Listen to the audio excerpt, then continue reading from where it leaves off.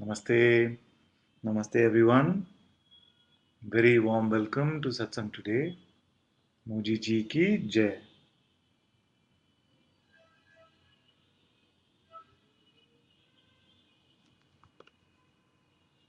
Welcome, welcome. And if this is your first time here, the way to ask questions is through the chat window. And unless I hear otherwise, I'll presume that the video and audio are fine. Welcome, very good. Namaste, namaste. Shanti says, made it today. Very good.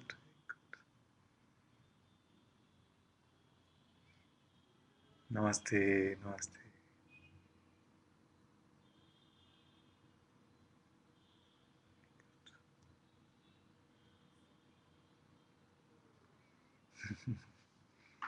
Yes.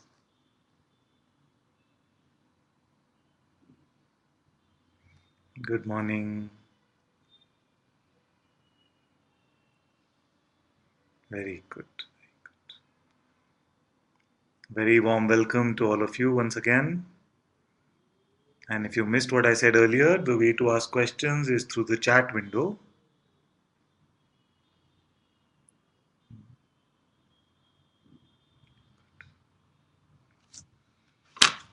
So, what we want to do today, it's been a long time since we read from the Avadhut Gita.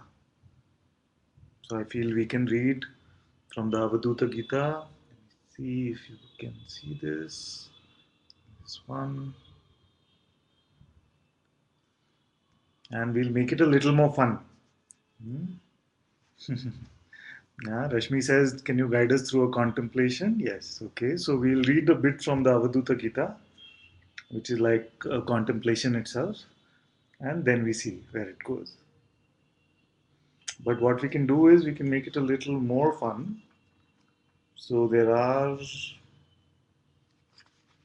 so you can pick a page number from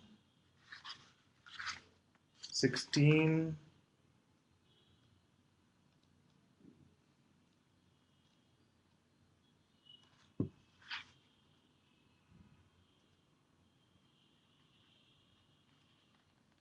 to 160.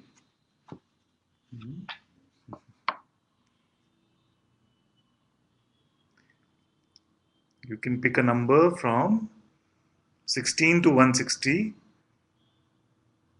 Just follow your heart and type out a number, and we'll read from those pages. So Amaya says 33. Let's start with 33. Okay. So this is page number 33, and it says, the subject and object are unseparated and inseparable. The subject and object are unseparated and inseparable. That undivided one is you. When this is so, when no other exists, and they put other in quotes, when this is so, when no other exists, how could the self be objectively perceived? Very good. The subject and object are unseparated and inseparable. That undivided one is you. When this is so, when no other exists, how could the self be objectively perceived? So we won't do too much commentary today unless something comes up strongly. So this was 33, the first paragraph. Then let's go to 67.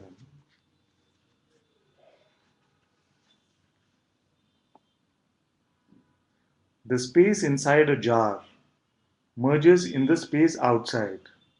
When the jar is destroyed, the yogi, when the body is destroyed, merges into the universal consciousness, his own true self.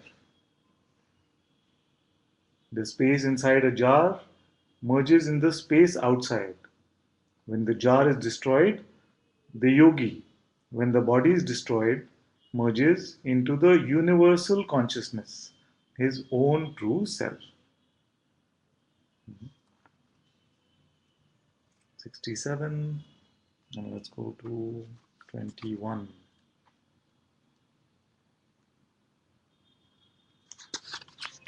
We read this one before. It says, the mind is formless, like the sky, yet it wears a million faces. It appears as images from the past or as worldly forms, but it is not the supreme self. The mind is formless like the sky, yet it wears a million faces. It appears as images from the past or as worldly forms, but it is not the supreme self.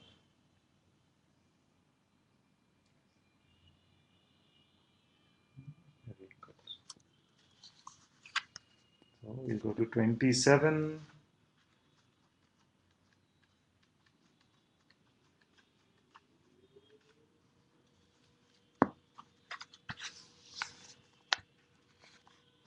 The one reality is ever the same. This is what all the wise men say. The one reality is ever the same. This is what all the wise men say. Whether you embrace or renounce desires, the one consciousness remains unaffected. Whether you embrace or renounce desires, the one consciousness remains unaffected.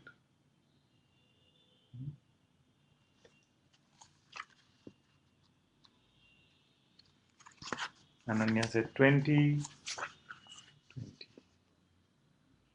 Okay, so 20 is only the Sanskrit. So let's read from 21 one more. It says, I am one. I am all of this. Yet I am undifferentiated beyond all forms. I am one. I am all of this. Yet I am undifferentiated beyond all forms. How then do I regard the self? How then do I regard the self as both the unmanifest and the manifest world? How then do I regard the self was a question, and the answer was as both the unmanifest and the manifest world.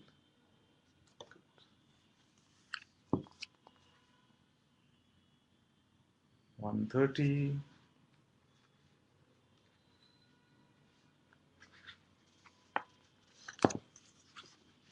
Here, everyone is the same conscious soul. Here, everyone is one eternal soul. Here, only the one undivided soul exists. Why lament then, O mind? I am the same self in all. Here, everyone is the same conscious soul. Here, everyone is the one eternal soul.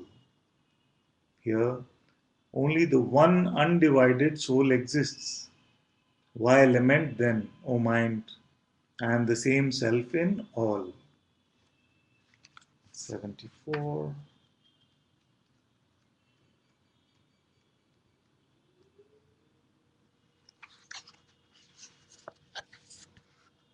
If the mind and speech can't reveal the self, how could the Guru's teachings reveal the self? If the mind and speech can't reveal the self, how could the Guru's teachings reveal the self? How could a Guru reveal with words the essence of existence which is self illuminating? How could a Guru reveal with words that essence of existence which is self illuminating?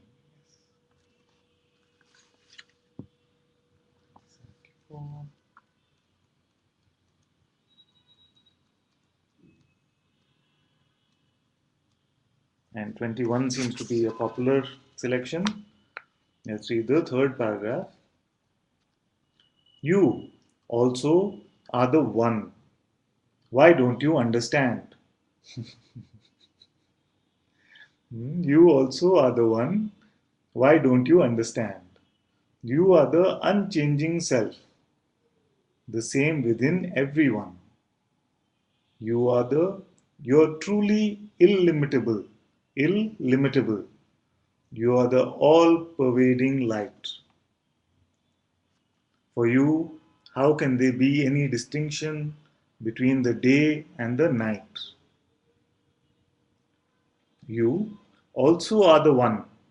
Why don't you understand? You are the unchanging self, the same within everyone. You are truly illimitable. You are the all pervading light. For you, how can there be any distinction between the day and night?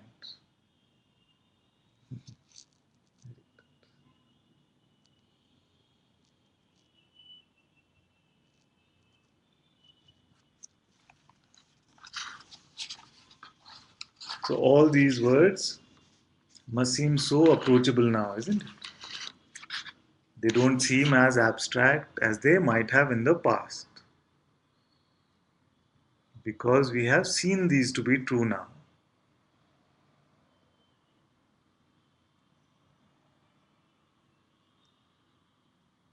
It is so beautiful that a scripture like the Avadhuta Gita, which many consider very esoteric or very difficult to understand, very abstract, now seems so approachable and beautifully relatable.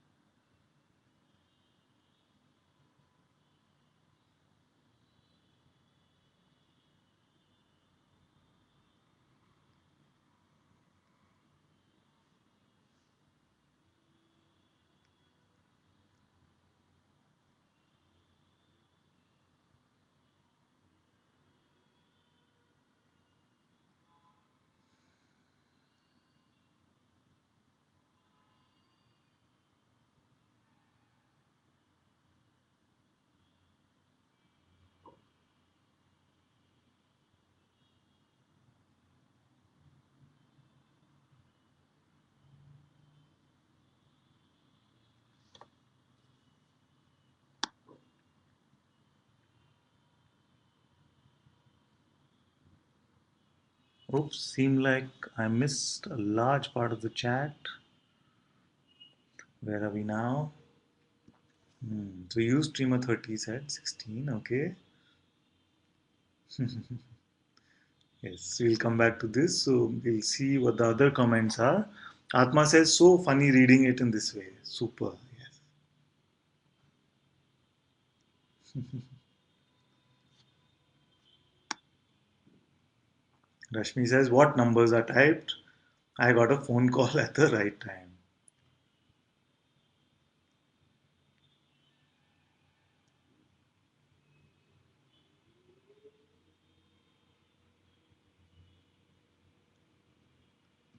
Jyoti says, you streamer 862 was me, Jyoti. Yes.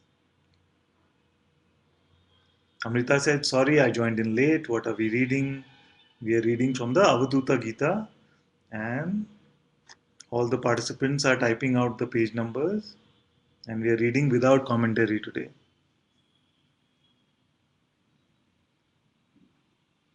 Jyoti says, I like to read these kind of books randomly as you are doing. Yes.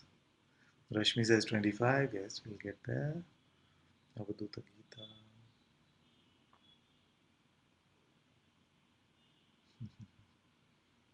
Very good. So let's catch up on the page numbers. Ustreamer 230 said 16, which was the first one, if I'm not wrong. Yes. The first paragraph of the Song of the Avadhut is truly, it is by the grace of God that the knowledge of unity arises within, that a man is released at last from the great fear of life and death. I feel we can look at this a little deeper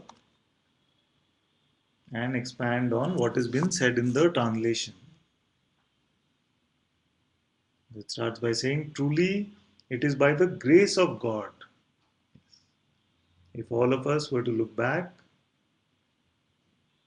we will find that it is grace which led to this oneness, this understanding, this dropping of the person idea.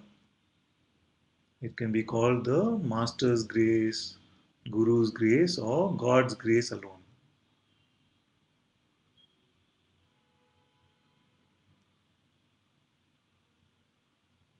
We will not find that there was something special in terms of the effort, in terms of the sadhana, in terms of all that was done here.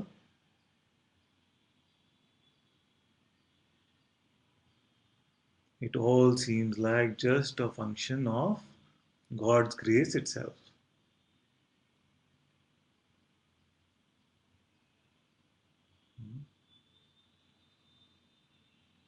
That the knowledge of unity arises within. So let me replace the word unity and say oneness. To realize this oneness was God's grace itself.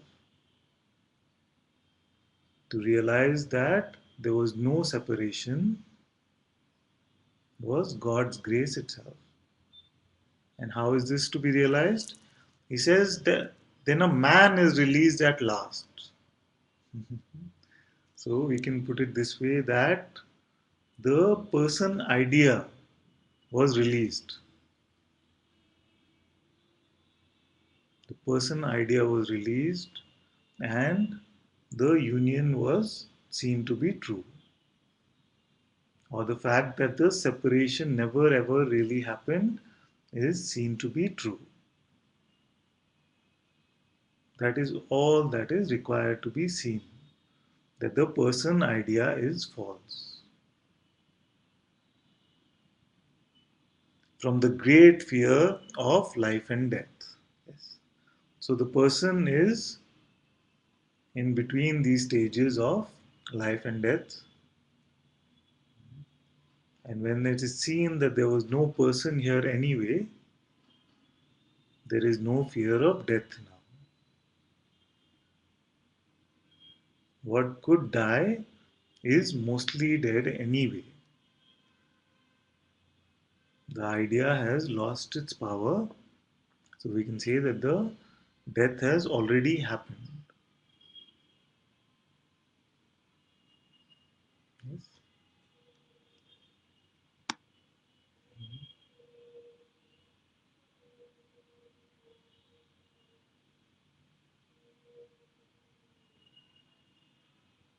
Maybe I feel to go a little forward on this. All that exists in this world of forms is nothing but the self, and the self alone. How then shall the infinite worship itself? Shiva is one undivided whole. All that exists in this world of forms is nothing but the self, and the self alone.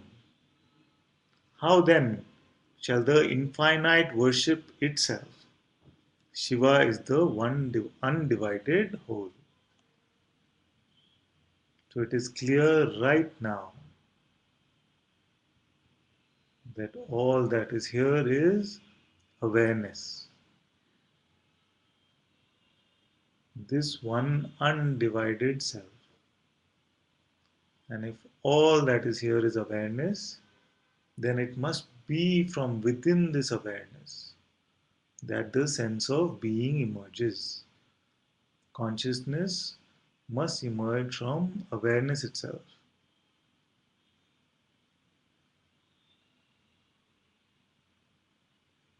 So all that is manifest or unmanifest is the self.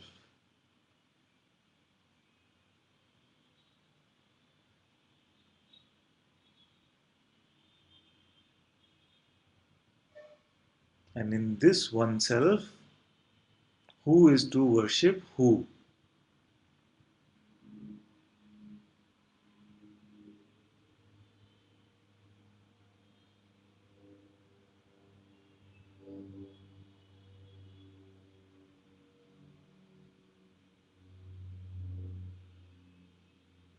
only the self to bow down to itself.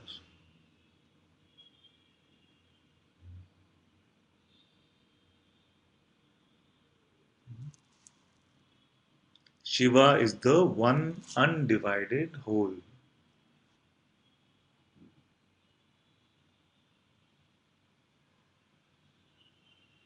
This pure awareness is the entirety of all.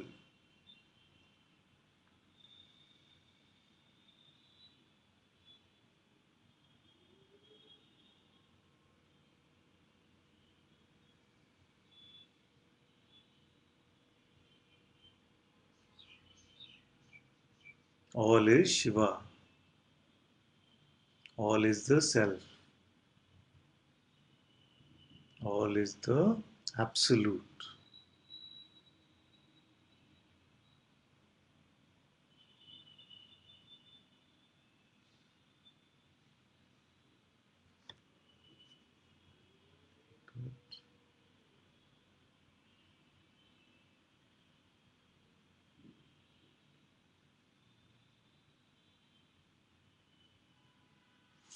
Ajnani said 60.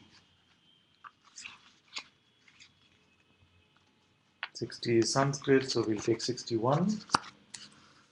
It, with a capital I, it remains unaffected, though it takes the form of earth, air, water, and fire. It remains unaffected, though it takes the form of earth, air, water, and fire. Though it takes all these forms, it always remains the same. Exactly what we spoke about just now, that awareness is untouched through any phenomenal occurrence in consciousness. It is only the pure witnessing of all that is arising. There is nothing esoteric in these words. They are completely verifiable right in this moment. In this very moment, you see that there is a witnessing of all that exists, and nothing that exists actually touches this witnessing. In the presence of this witnessing, the earth, the worlds, the universe, the multiverses are given birth. But the witnessing remains untouched by any of this content.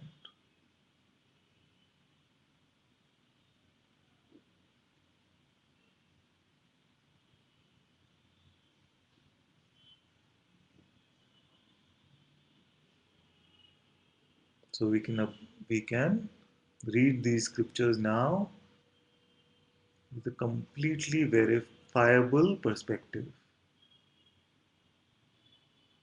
You can check after every paragraph whether this rings true or not.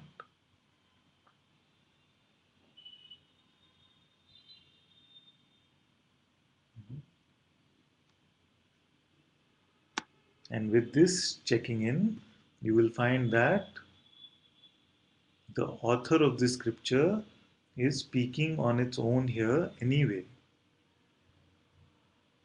The voice of your inner intuition, the Sadguru in your own heart, is the same one as the author of this scripture. So then the scripture just becomes a trigger for the conversation, for this divine communion actually. Okay, so let's scroll up.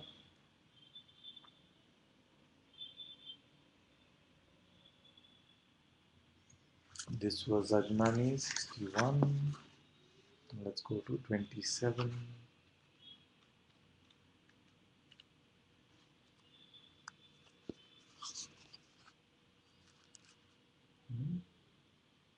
So we did the first paragraph of 27 already. Let's do the second one. If you see the world as other than the self, can that be the experience of unity? If you see it as the self, can that be the experience of unity? So let's look at this. If you see the world as other than the self, so you look at the phenomenal appearance and you say that this is not me. We approach it with a sense of duality. But how can it be that if all there was awareness itself, then this phenomenal existence must have come out of awareness itself, isn't it? It must be made up of the same quote unquote stuff.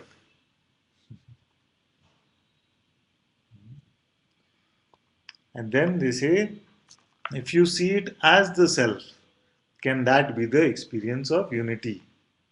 So it is not enough to say that all of this phenomena is me.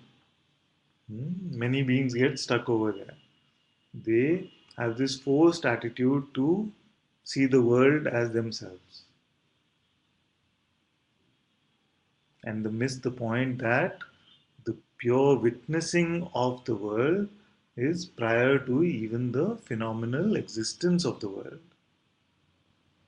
The pure witnessing of the world is there before the phenomenal existence of the world, and hence I must be this pure witnessing within which this phenomenal world arises. Therefore, separation means complete oneness. That Shiva and Parvati are one ultimately, which means that awareness and consciousness are ultimately one.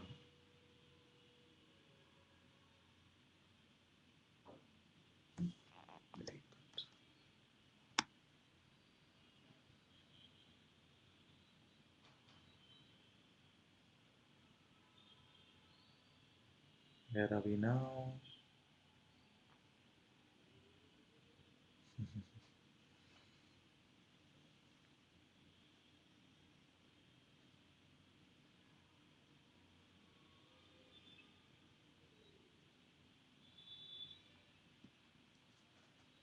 This was 27.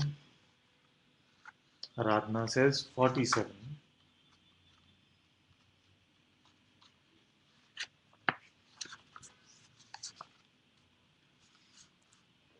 Says, you have no mother or father or brother. You have no wife or son or friend. You have no attachments or non attachments. How then do you justify this anxiety of mind? It's completely self explanatory. You have no mother or father or brother. You have no son, no wife or friend. You have no attachments or non attachments. How then do you justify this anxiety of mind?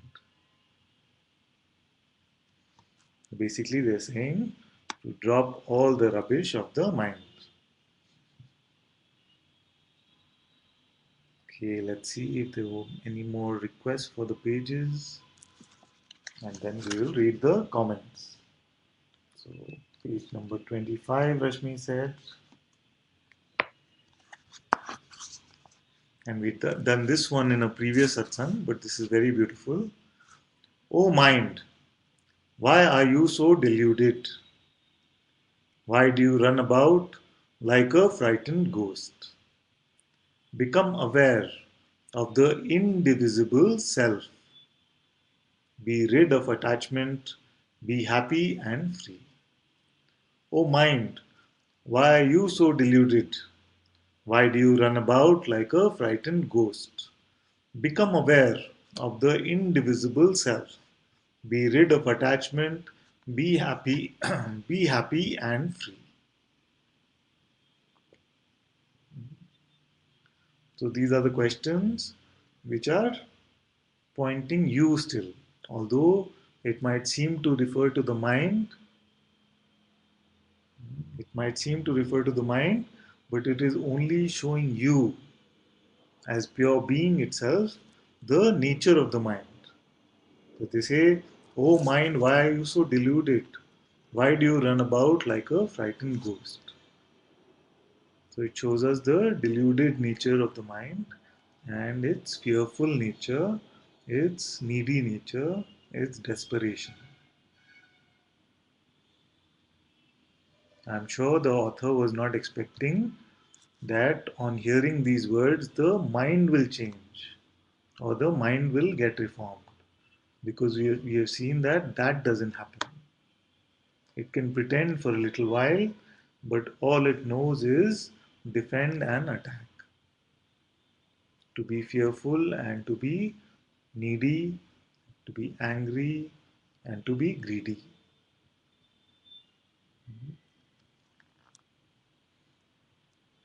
So then they say, become aware of the indivisible self. Be rid of attachment, be happy and free. And that is why I said the instruction is not for the mind, because the mind cannot become aware of the indivisible self. Only awareness itself is aware of itself. In the simple question, are you aware now? We see that awareness is completely aware of itself.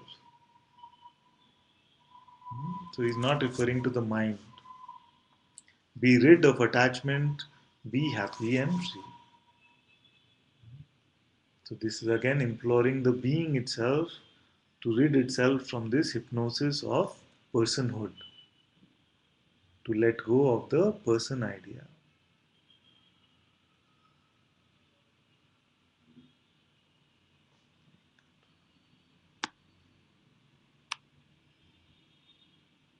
All right, so there's a lot of chat to catch up on.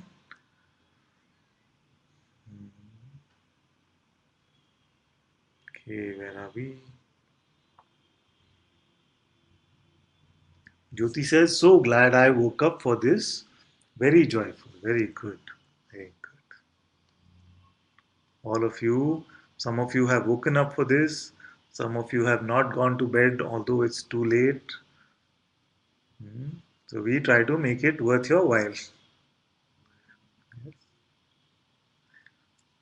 Claire says, so beautiful. Thank you, my dear. Stacy says, feeling of love pouring out of my heart. This is so wonderful. Thank you, thank you. Lizelle says, wonderful. Ariev says, yes. Stacy says, drowning in this. Can we read more? Yes. Atma says, yes, Father. Shanti says, 30, page number 30 said, just what was needed to be heard here. Jyoti says, I love the very last paragraph. I remember being very happy when I read it the first time. Atma says, it is very nice, yes. Bhagwati ji is here as well. She says, much love for you, Ananta, and for the song of the Avadhut. Thank you so much. Shanti says, everything is grace. This I know now. Everything is grace. This I know now. So obvious when things happen, and I am obviously not the doer. There are no limits to this grace. Yes. Atma says, yes, death has already happened. Oh, we're still there. Okay, so I read that part quite a long time back.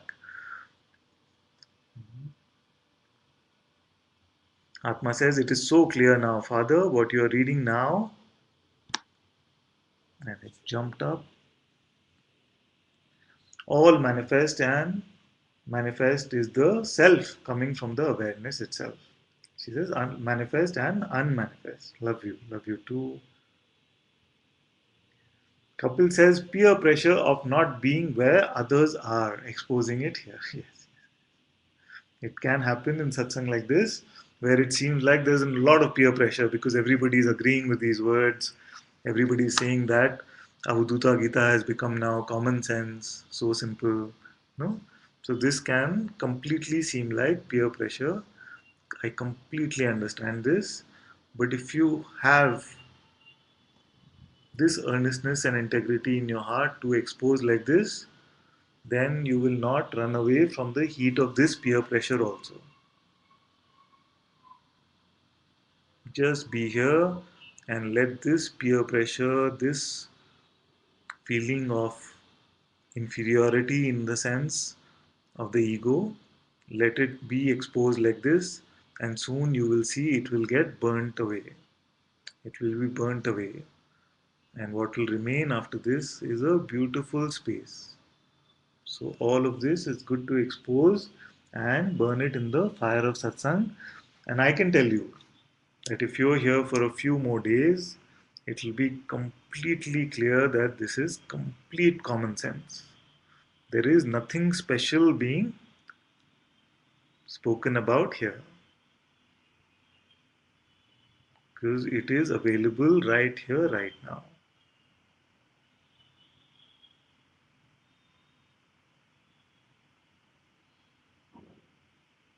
So I will not say that if you can't stand the heat, get out of the kitchen. I will instead say if you can't stand the heat and something is burning, then you make sure you stay in the kitchen. We are cooking your own ego. We are roasting your ego here. And there is no button which will be left unpushed in satsang. You will find that every button will get pushed in satsang and in seva. So, in the presence of the master, you will see that every button gets pushed. So, my message to all of you is that if you can't stand the heat, make sure you stay in the kitchen.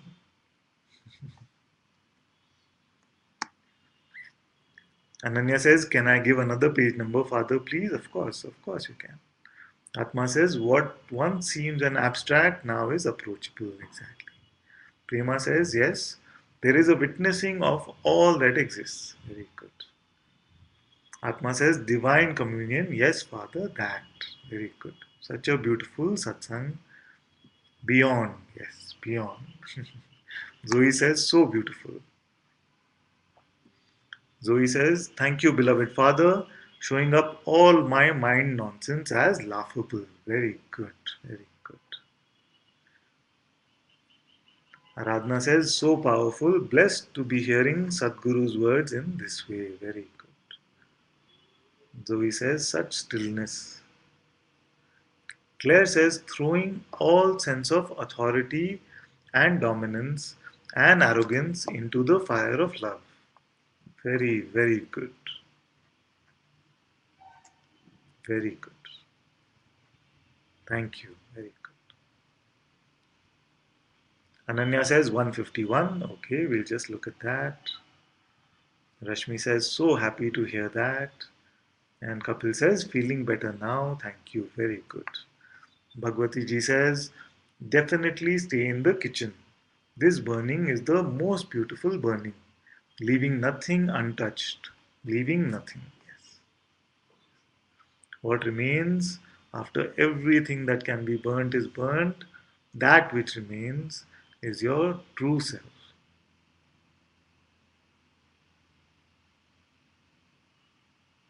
Only the unreal can seem to be burnt. The real is ever untouched.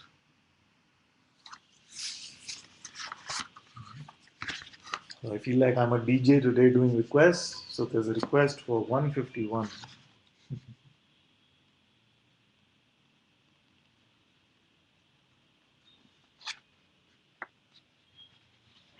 151 says, in the self, neither delusion nor non delusion arises. In the self, neither desire nor desirelessness arises. In the self, neither delusion nor non delusion arises. In the self, neither desire nor desirelessness arises. Yes, this is what we speak of the beautiful neutrality. no desire, no aversion.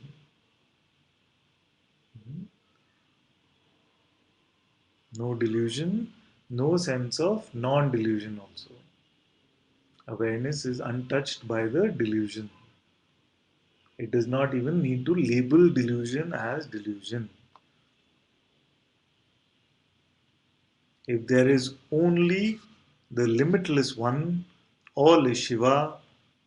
If there is only the limitless one, all is Shiva, how can you think there is such a thing as indiscrimination or discrimination? If all is one, then where is the concept of discrimination or indiscrimination?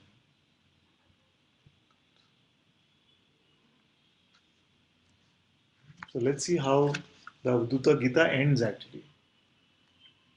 I don't feel I've ever got to the end of it. So let's see how they end.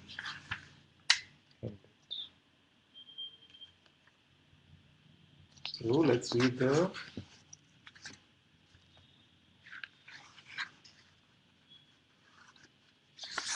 last few paragraphs. It says continuously united with, yet free from everything. The liberated are beyond all manifestation. The liberated are beyond all manifestation. Indeed, how could there be any birth or death here? How can one here meditate on either forms or formlessness? Indeed, how could there be any birth or death here? How can one here meditate on either forms or formlessness? All this world is conjured by magic. All this, the world is in brackets. All this is conjured by magic. It's the it's only the water of a desert mirage. So he's speaking of the play of Maya, or we call Leela, basically the phenomenal existence. It's only the water of a desert mirage, beyond all differences, beyond all forms.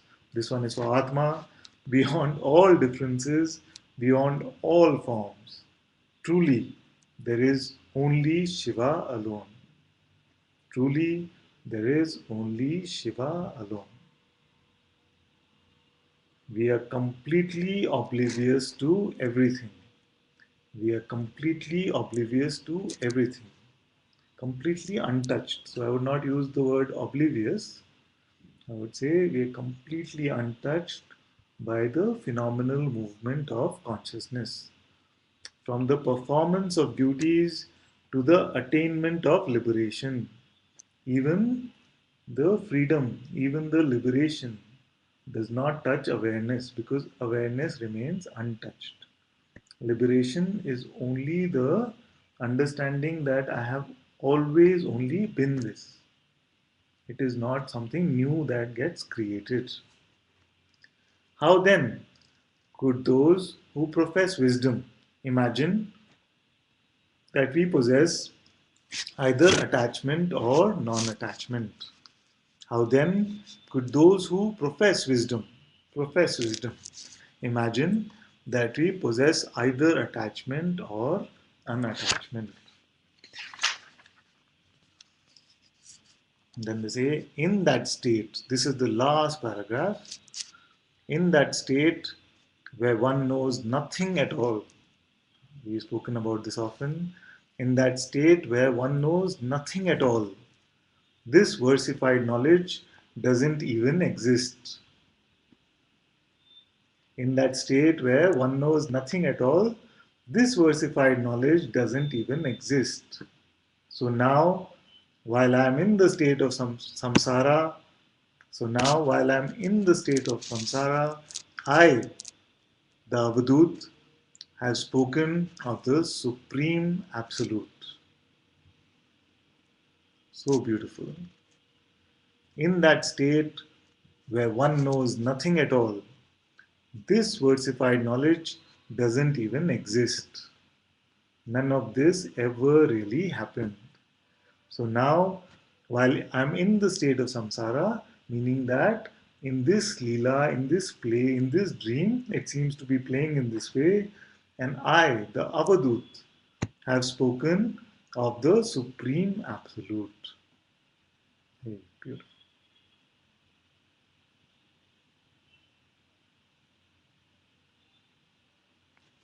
And there's an ending paragraph which is more of a dedication, I feel. In this song of the Avadhut, composed by Sri Dattatreya, in this song of the Avadhut, composed by Sri Dattatreya, in this dialogue between Swami and Kartika, called the Instruction on the Wisdom of the Self, this is the seventh chapter. Okay. So this is extracted from a longer scripture where this was the seventh chapter, and it was a dialogue between Swami and Kartike. Okay, so maybe who's more from someone who's more familiar with mythology like Aradhana could have a better idea of the origins of this scripture by Sri Dattatreya. We're so thankful for the presence of the Master here. It is Dattatreya himself which is speaking these words.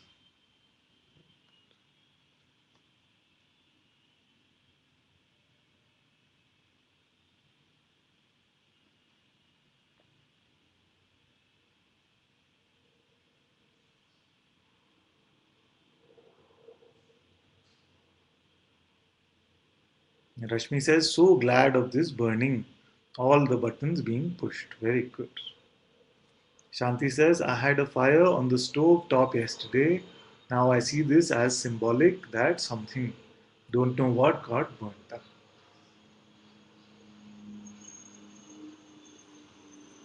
Much love, Claire. Atma says, so beautiful and simple. Jyoti says, your Avadhuta is a different translation to the one I have.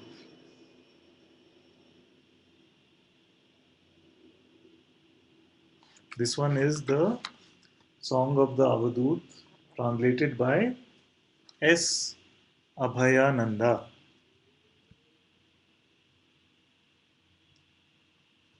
Okay, it's not very clear. There you go.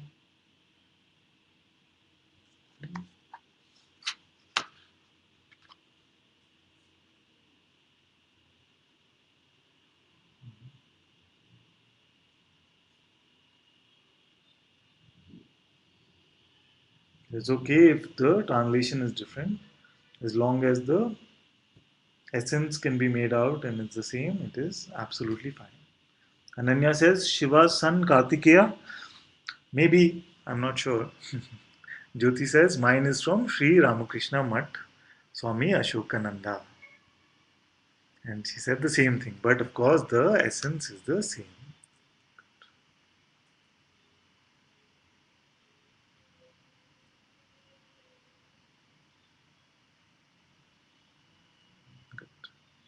So if someone has a burning question, we can look at it. If something is unclear, we can look at it. Otherwise, silence is good for the next 10 minutes.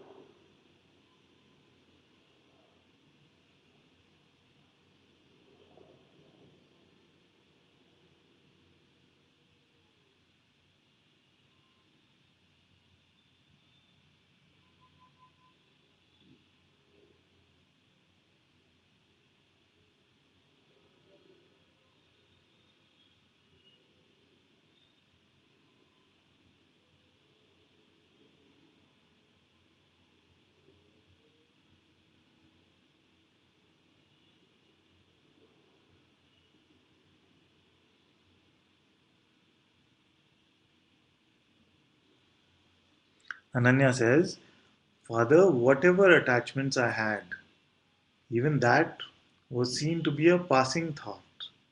Now it has absolutely no power here. Very good.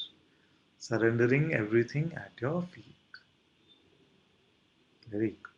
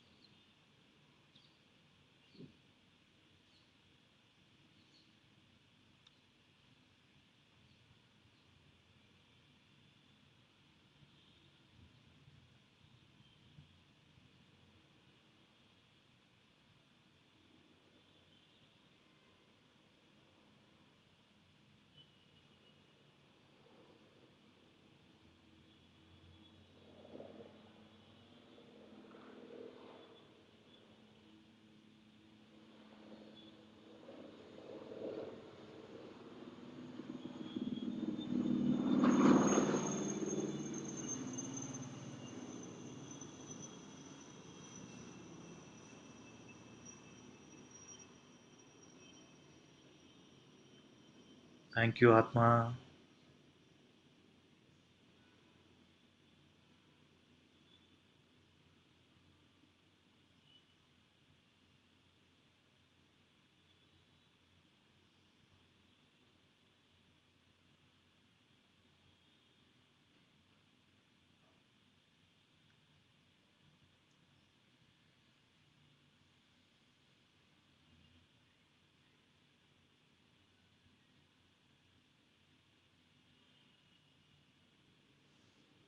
Ashu says, at times, giving away what one has would mean giving away your loved ones. I am fearing of this thought, fearful of this thought. It seems like when we let go of some attachments, it seems like we are losing something. But you see that how are you holding them right now anyway? How were they yours anyway?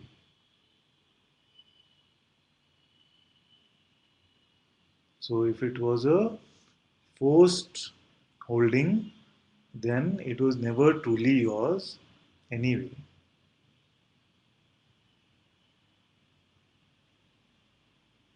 And in the giving of space,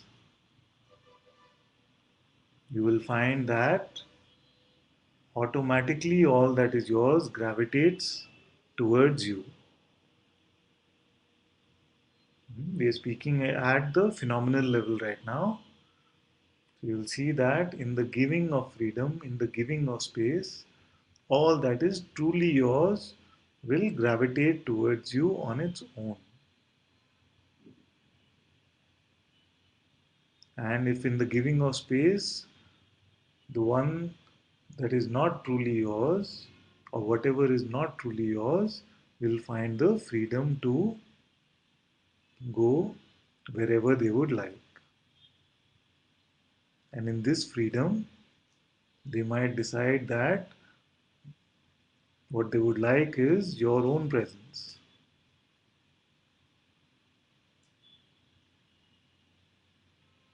So once the forced bondage, the forced bonds are cut, then the heart is allowed to gravitate in its own natural way. And like I said, we are speaking at a very phenomenal level. Ultimately, you will see that you're the pure awareness of all of this movement. You're not involved in the movie actually. But if it does seem like you are a person in the movie, then in the movie also it's completely fine to be completely open and to give all the space which is possible. Because nobody wants to be in the false just because of some idea of bondage or some idea of togetherness. Togetherness must come from the heart. So leave the fear. You will come to the realization that your true nature is beyond all of this movie actually.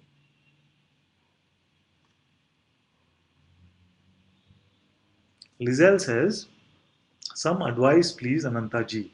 I have been zipped up in my sleeping bag for a long time. Yes. Now God has built a yoga school 2 houses away from mine and they are asking me to teach meditation. What do you think? Maybe introduce some of this philosophy or just be quiet and sit with them. I would advise that you do exactly what I do. Don't plan anything at all. Just show up. If that is what your heart desires, just show up and wait for the words to come from the Guru's mouth. And you will see that although initially there might be some fear around this, there might be some fear of what others will think of you, but just trust the Guru. And you will find that the most beautiful words and the most beautiful actions are automatically flowing through you.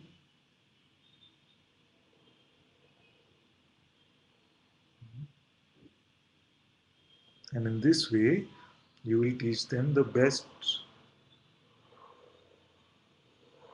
the most auspicious will happen in this way.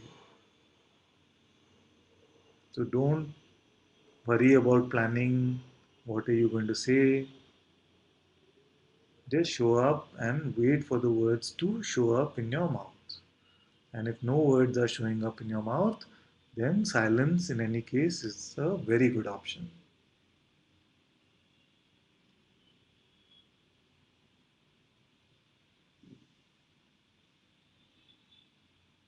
Just witness whatever is meant to happen.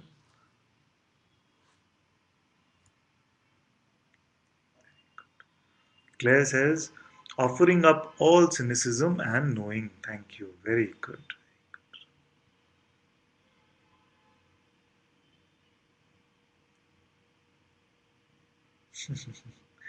Yes. Jayani says, so grateful for the manifestation of technology. Been listening on my phone. No chat, but here with you. Very good, Jayani. Great to have you with us. Too much love. Too much love. Yes. Claire says, and all judgment. Very good. Very good. And Lizelle says, when to ad break. Heard you say, just show up. Yes. That's all I needed. Yes. Yes. Just show up and wait for the Guru's words to come to your mouth. And you will find that the Guru will use your mouth to speak what he wants to speak. This is exactly what happens in satsang every day. Just the Guru uses this body to convey what the Guru wants. The person called Ananta does not do anything at all. So wait for the words to come, trust, drop all fears about what others will think about you. You've dropped your own thoughts now. How can you be concerned about the thoughts of others? So trust the words that arise, and if no words are arising, then in any case, silence is a very good option. Very good.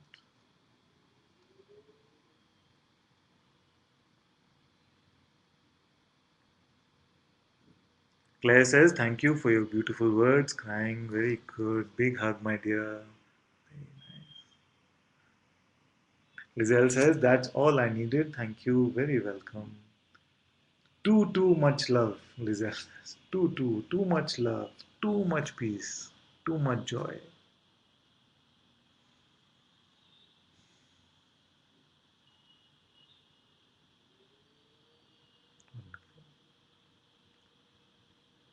Lizelle says, beautiful. So precious. Thank you. Thank you all so very much for joining in satsang today. मुझी जी की जय. श्री श्री दत्तात्रेय की जय. अवधूता की जय. ओम नमः शिवाय.